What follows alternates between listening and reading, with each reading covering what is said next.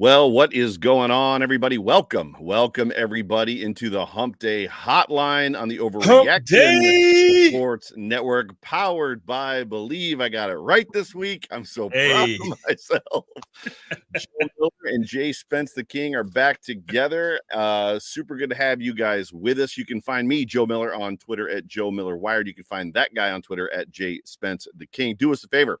Please like, please subscribe, whatever platform you are viewing this Hump Day Hotline.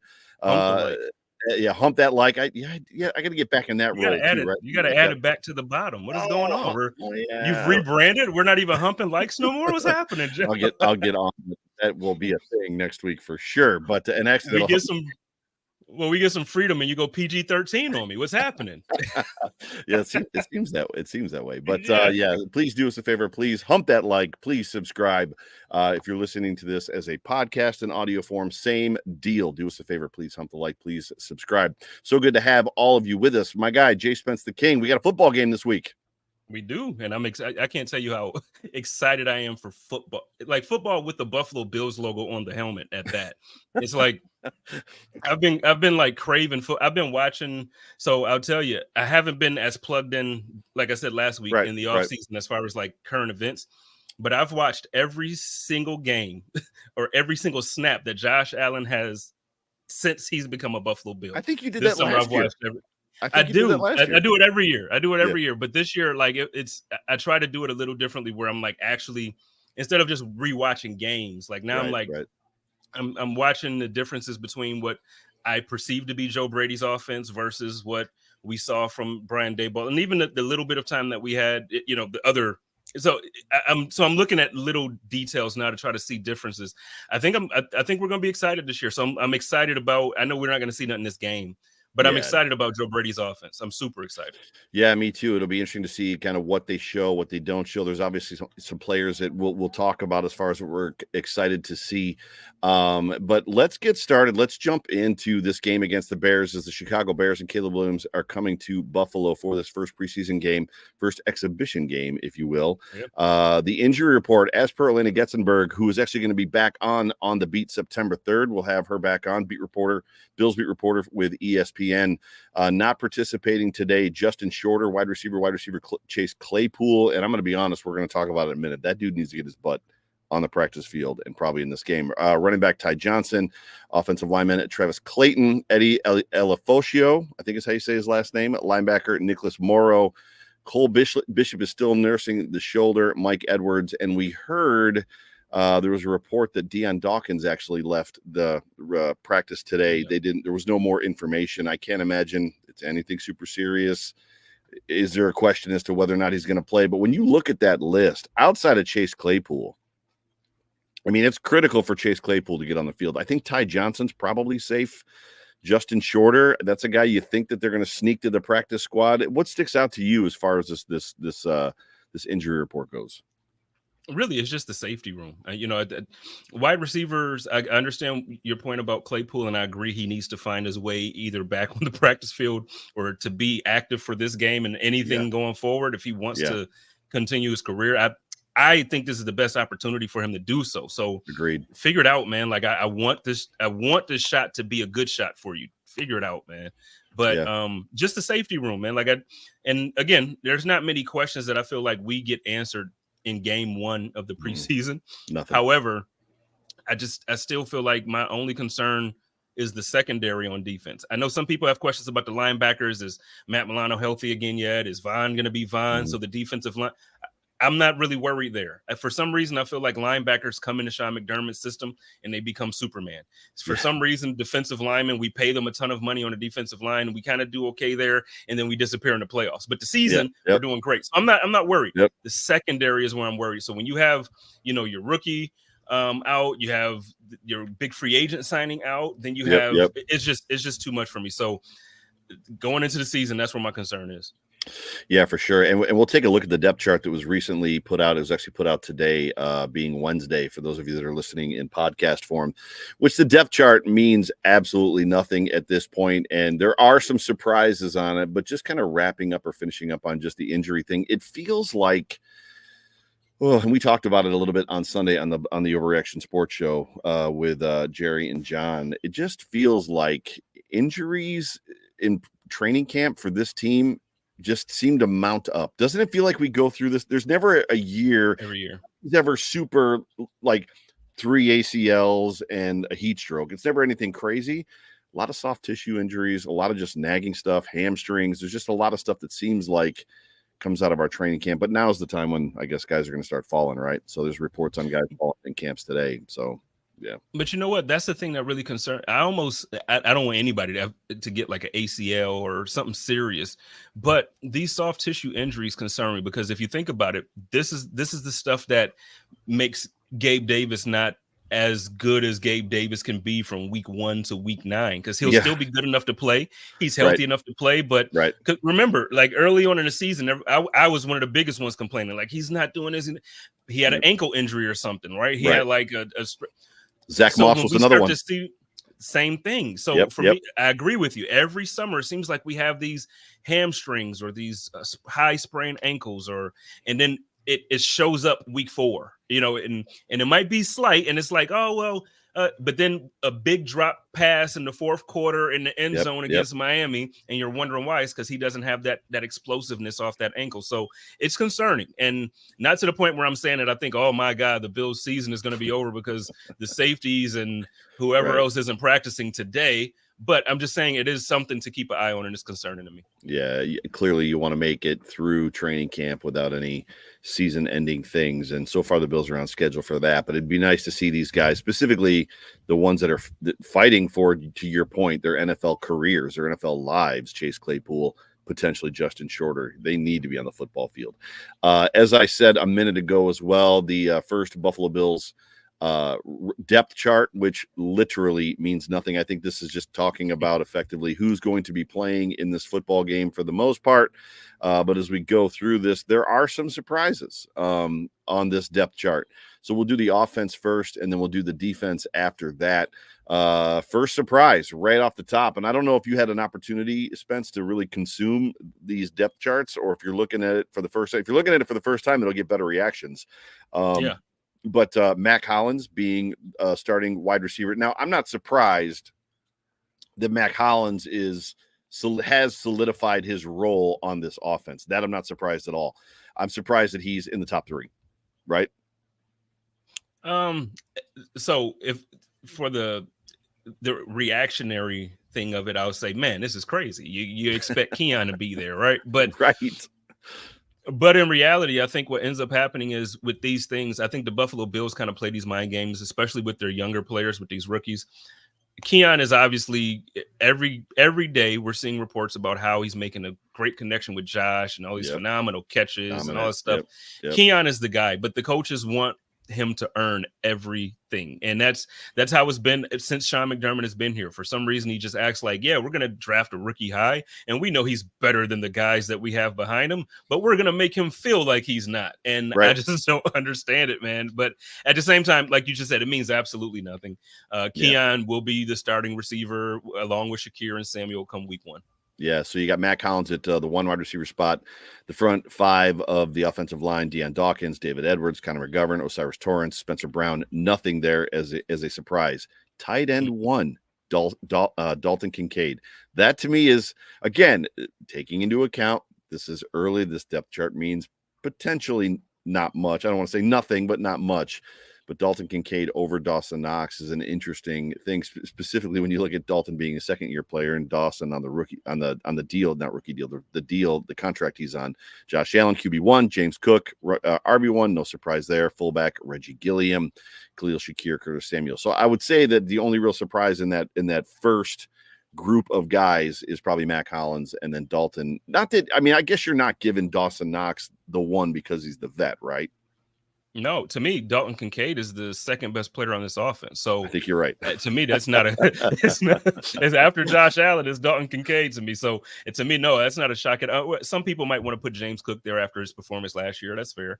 But I would absolutely, to me, it's Josh, then Dalton. So for sure. No surprises. There is some surprises in Group 2. So Keon Coleman is a little bit of a surprise. Spence just talked about him there. And then for the second group of offensive linemen, Ryan Vandemark is how Josh has been pronouncing his name. So I don't think we're allowed to say Vandemark anymore. He's been saying Ryan Vandemark, which to me is crazy. Lyle Collins, Will Clapp, Alec Anderson, Reggie Garage, Dawson Knox, Mitch Trubisky, Ty Johnson, number 2. This is the surprise. KJ Hamler. All we have heard out of camp over the last week is Tyrell Shavers and his return capabilities and what he's been doing and how dominant he's been and how he was in the system last year on the practice squad, and it's really shown up. And we had Ryan Talbot from the Shout Buffalo podcast and from Syracuse.com on the beat yesterday.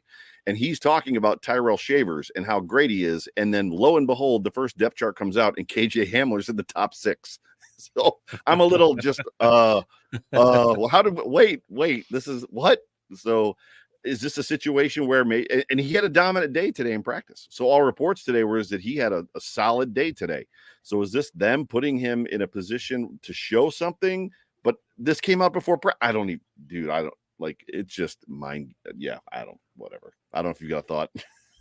No, because again, in what we continue to say, and what I feel like I've really learned since I've started doing content is that when we say this first depth chart really doesn't matter, it really doesn't matter. So like, for the sake of these shows and the conversations, it's like, yeah, this is such a surprise. But I think, when you look at when this game happens, we're not seeing Josh, we're not seeing James Cook, so like a lot of these guys on this depth chart are not going to be active anyway. So We're going to see the Hamler, we're going to see Isabella, and we're going to see the guys get a shot. Yeah, we'll see those guys get a shot if they're healthy. If Shorter's healthy enough to play, I don't know what happened. I don't know if it's a long-term deal, but if he's going to get a shot this weekend, I'm hoping, man, take advantage. Yeah, there's nothing in the third group that's overly surprising. And then Chase Claypool, last guy in the depth chart at the wide receiver group behind Mac Hollins, which probably speaks to the fact that he's not going to be ready this weekend, right? I would think that's what that says. So that's the and actually, while we're looking at it, Zach Davidson, who is the tight end, is behind Quentin Morris. He's the one that everybody's talking about and had himself apparently a day today at training camp practice too. So that's a name that we'll talk about here in a couple minutes. Defensively speaking, from a depth chart, I don't know that Group 1 is a huge surprise outside of probably Damar Hamlin being a starting safety, and that probably clearly speaks to Mike Edwards and Cole Bishop being injured. A guy that we weren't even sure was going to make the team last year, Damar Hamlin. I don't want him to make the team this year, so I'm hoping that Cole Bishop and Mike Edwards are healthy. I'm sorry, can I not say that? You can say that, but the reports of he's actually been playing very, very well this training camp. But as you get through this group, the defense, the other surprise to me, and we talked about this literally on the beat last night with Ryan Talbot, the second string corner, nickel corner, which used to belong to Saran Neal, that Daquan Hardy, the draft pick that they're talking about having a lot of. Coach was asked about his potential return capabilities. He's actually slotted in as number 2 over Cam Lewis. Cam Lewis is a backup, just standard safety behind Taylor Rapp. So a little bit of a surprise there, I think.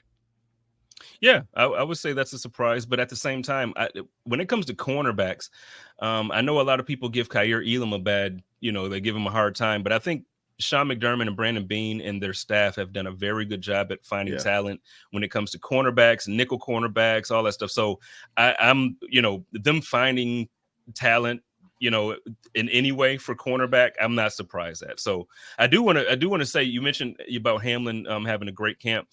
Have we ever seen a better performance in camp from Nate than Peterman? You talk about it from a quarterback standpoint.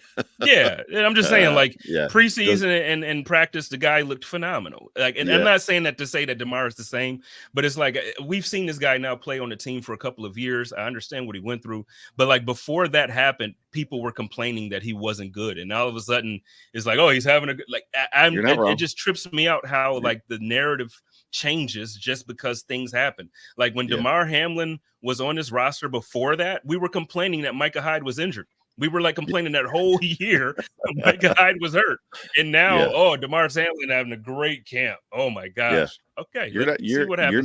you're not wrong. I mean, there's it's I could rabbit trail off of that with other players from this organization that have gone through tragic injury type situations. You know, Kevin Everett being one of them, and you know what could have been type of stuff. But yeah, it's you're definitely not wrong. So we'll see this weekend how he plays against. I mean, he's going to get to play against Caleb Williams, so we're going to get to see some of Caleb Williams. We're going to talk about that here in a second. But let's get to the special teams real quick. I don't want to say there's no surprise, but maybe there is just in kicker, punter, holder. You know, you got Tyler Bass, Sam Martin.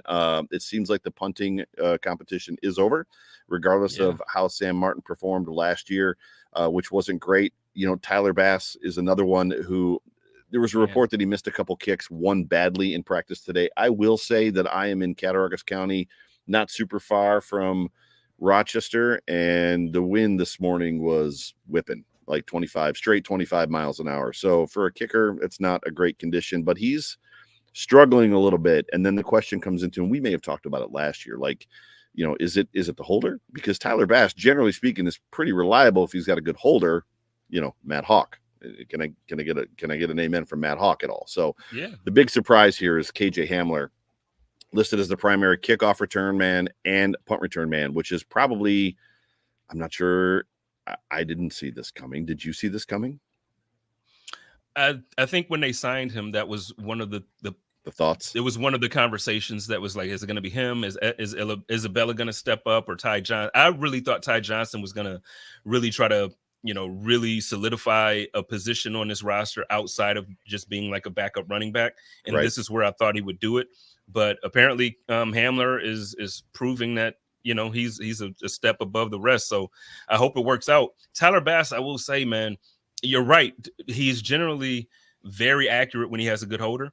But it also has been concerning over the last couple of years in big moments, or just, you know, he'll go through stretches when he's not. So my concern is, it's like now we're locked into this. It's a thick deal for him. Like, it's, you know, it's not like we could just move on from him at this point. It would be an annoying situation to try to move on from him. So I'm not saying or suggesting that we should, but I'm just saying at some point it's going to go from being annoyed from a few misses here to it being like, okay, geez, man, he's losing us games, and it's going to get there as a fan base. So I'm just hoping that he turns that around before it does. Yeah, I'm not exactly, you know, I don't know all the aspects and details that goes into kickers' mindsets and stuff. It seems like there's kickers that have been great that, you know, all of a sudden washed out of the league. It seems like there's been kickers that there was the one kicker, I can't remember his name, that was in Buffalo, and the Bills cut him because he wasn't good, and ended up having a stellar career in the NFL for like 12 or 13 years. I think he finished with the Bengals just a couple of years ago. It's a weird. It's probably a lot like golf kicking, right? There's probably a lot of confidence, mindset, like just stuff in your brain that when you're on and you can't miss. It's like when you're driving the ball straight down the fairway. It's like, I can't miss today. And some days you can't find the fairway and you don't know why. I'm trying everything and I just don't know why. Same shit. I'm doing the same things. Sorry, that was no, you're good. Am I over rotating there? Are my hips coming through too early? Am I leaving them behind? Like, what is the problem? I mean, like that motion is very similar to, not similar to a golf swing, but there's a lot of similar mechanics as far as that goes. Not that you're swinging your leg in golf. At least you shouldn't be. If you are, you're probably doing it completely wrong. But that's the depth chart. As we're moving into this game this weekend, who are some players that you're super kind of looking forward to like, who are you going to be focused on? Who are the guys you're going to be watching this week? If they play him, which I hope they haven't dug into the media yet on the Bear side of things, but I'm hoping to see you know, their offense. I want to see they have I know a lot of guys won't play, you know, obviously, but they have a lot of new weapons. I think the Bears are stacked. I don't know if they have the right coaching staff. I don't know, but I don't know if this is the year that the Chicago Bears are going to take their division by storm. But I do think you can see a light at the end of the tunnel when it comes to the direction that their franchise is heading in. I'm happy to see my dogs remain on TV again. But outside of that, man, you know, I'm looking forward to just seeing guys compete. I want to see guys try to make the team. And I just, you know, I mean, that's what I get excited about preseason for. Yeah, this the tight end for the Bills, this Davidson kid, 6'7", and they're saying he's got a good grasp on the offense. Again, I think I said it earlier. He had a reported another stellar day today on the offense, making plays, being open, catching the football. I predicted, we did a way too early roster prediction. Me, Jerry, and John did on the Sunday show, just before camp, who we thought was going to make it. And I predicted the Bills to keep going to the season with 2 tight ends, sneaking one of them to the practice squad or picking a guy up off the practice squad. So basically going into camp, or going into the season rather, with Kincaid and Knox as their only 2 tight ends, and then effectively cutting or letting Quentin Morris go. My thought and reasoning behind that was so that they could stash or put an extra wide receiver, right? So go 7 deep or 6 deep if they needed to at the wide receiver group, or open them up to some other things. I think there's a real possibility that if this Davidson kid looks good and looks the part, that he could potentially find his way onto the roster, or at least find his way into the situation I said, where Quentin Morris is let go. He finds himself on the practice squad in case there's an injury, which, let's face it, Dawson Knox is often injured. He has a hard time staying on the field, and you love to say it. Availability is your best ability, and a lot of times Dawson Knox is not available, or he's playing hurt for that matter. But it'll be interesting. So I'm super excited to see him. I'm excited to see Terrell Shavers. I'm excited to see KJ Hamlin. These guys, it's going to be interesting to see how it goes. What I don't want to see, Mitch Trubisky. I could care less. Like, I'd rather see the 3rd string guy. I want to see Ray Davis. Give Ray the ball. Let's see Ty Johnson compete. I want to see Frank Gore Jr. Frank Gore Jr. Like, yes. Like, I want to see these guys on this. Again, it's not Sunday. It's not the first game of the year, but it's preseason, and it gives these guys an opportunity to be in a similar environment. I want to see these guys try to compete and show that they belong on this level. And, you got a guy like Frank Gore Jr., who obviously we all love his father. We all love Frank. Yep. I want to see, so those are the things I want to see. Mitch. All right, cool, man. We're glad you're back. Nobody cares. Starters wise, we're just, we're not going to see Josh Allen. We know that. So what do you think from a starter standpoint? Who else are we not going to see? We're not going to see Vaughn. Right, we're probably not going to see Groot potentially. Who else do you think we're not going to see, or who do you think we will see for that matter? Well, I'm hoping and praying that we don't see James Cook. I hope that they protect James Cook in the biggest bubble wrapped. It's different. So a few years ago, I used to get very, very nervous every time LaShawn McCoy did anything. Oh yeah, like even on game day, when we handed off the ball to him, it was like, okay, just fall when they're coming, just fall. I didn't want, because it just seemed like every week it seemed like something was wrong with Shady, and my guys I really, really want to protect. So I think James Cook is going to show that he's a top 3 back in the league this year. I want him healthy week 1. I don't want any nagging little injuries. I want James Cook to be very healthy. I want Josh Allen and James Cook to just show up and dominate. I would love to see some of our, how do I want to say it? I want to see some of our top line guys. We're not going to see Matt Milano in this game.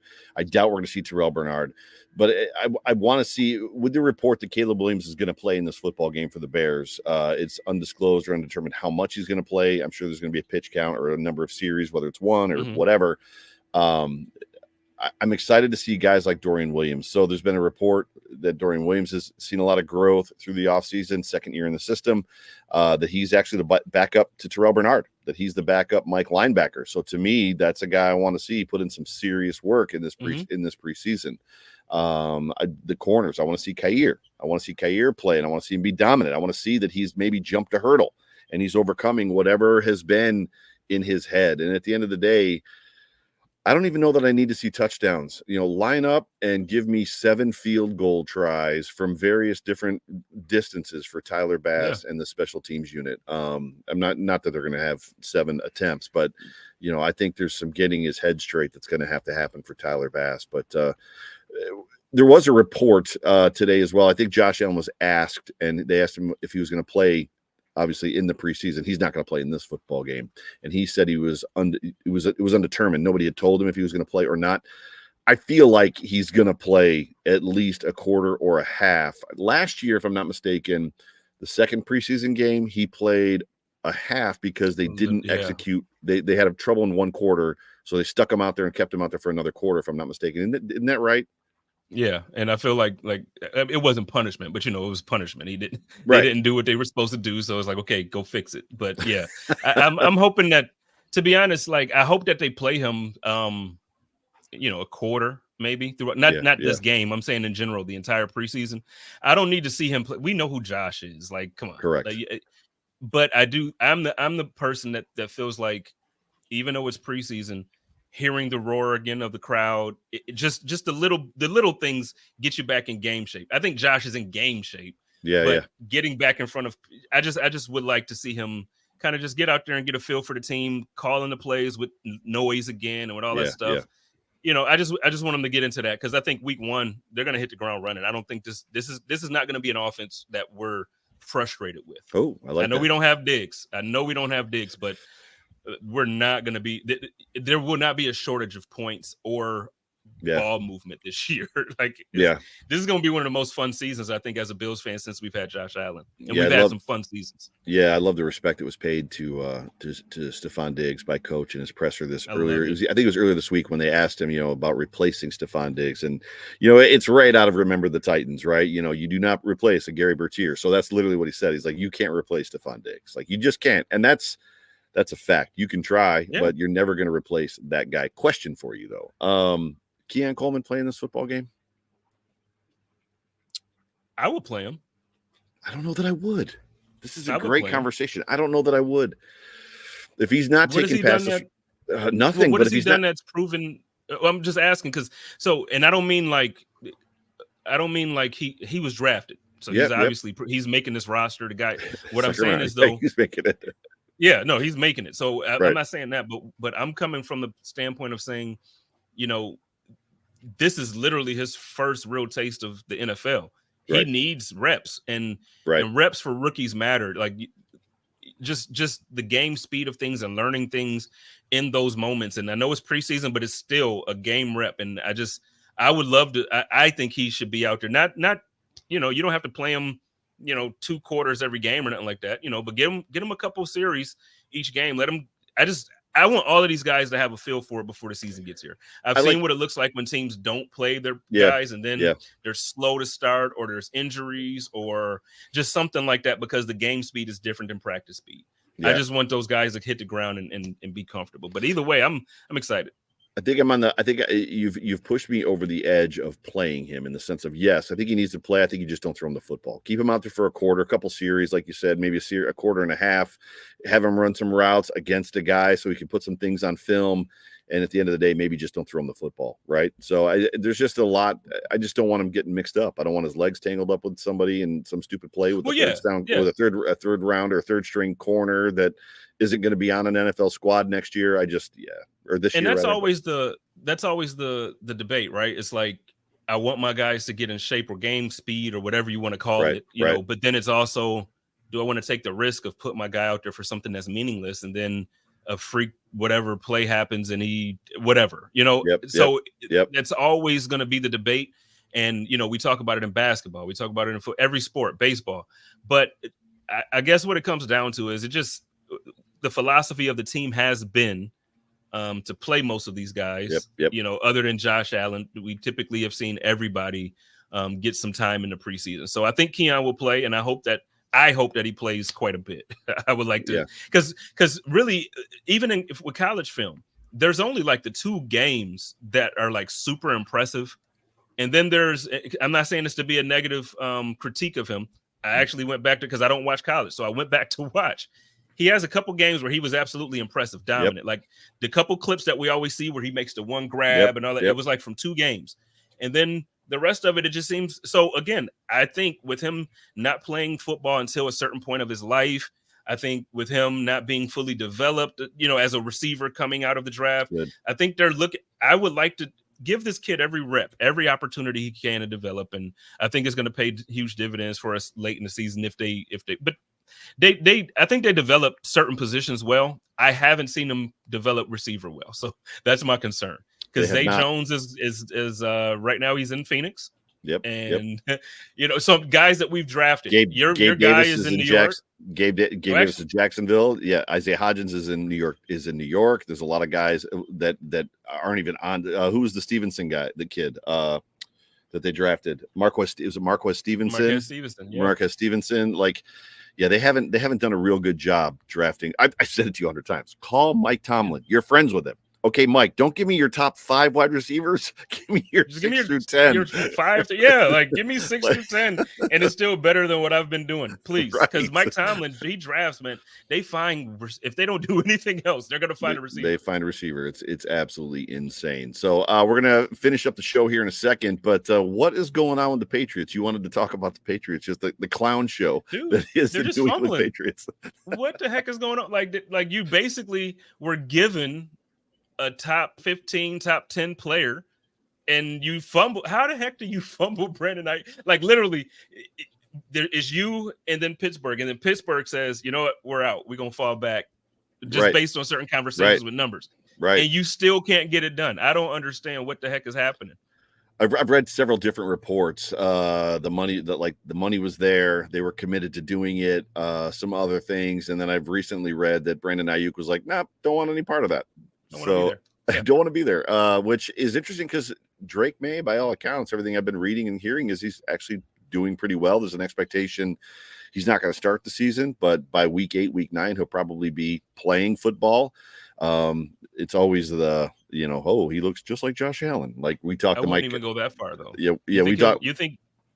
Oh, go ahead. But I'm sorry. I would say we talked to Mike Giardi. Yeah. When we talked to Mike Giardi, on the beat for our AFC look before the training camp started, and Giardi was like, "Yeah, that's ridiculous. Like Josh Allen is, there's one of one. Josh Allen is one of one." Yeah. But it's always the fun thing to say, right? They're saying about JJ McCarthy now that he's going to be better than Josh Allen. Like he doesn't throw interceptions. It's like. Can he play football first? Can we put him in the game? Like he hasn't even played NFL football yet. So I'm trying to think of the clip I was watching earlier. Somebody was like, "Oh, this kid looks like Lamar Jackson and Josh Allen, like the arm of Allen and I'm like, okay, can we stop? Like, just relax." Just like pause, because like we gotta relax. Like, so yeah, no, I'm with you. Yeah, for sure. So but it's you love to see it. I don't know how to, it's whether it's them. I mean, the Jets are gonna do Jets things always. They're gonna implode themselves, but yeah, anything like that happens to the Jets and the Dolphins.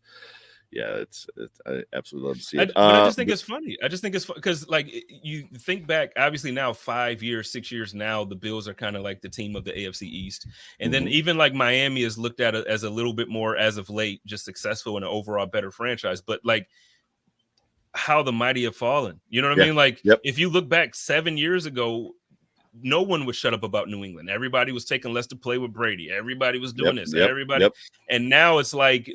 Nothing will go. I do like the hire. I think a change in direction from what you had under Belichick for 2 decades. I think a change is good, but it's insane to watch. It should be studied. The fall of New England should be studied. That's right. So with that, we've got a football game to watch this weekend. We're all excited, and thank you everybody for hanging out with us for a couple of minutes. We have more. We got more content coming this week. We got the Big O Show with Jerry Ostrowski on Thursday, and then If the Walls Could Talk in Buffalo on Friday. But ladies and gentlemen, thank you so much for tuning into the Hump Day Hotline of the Overreaction Sports Network, powered by Believe. For me, for Jay Spence the King, we love you guys. Appreciate you. Go Bills. Go Bills. Go Bills.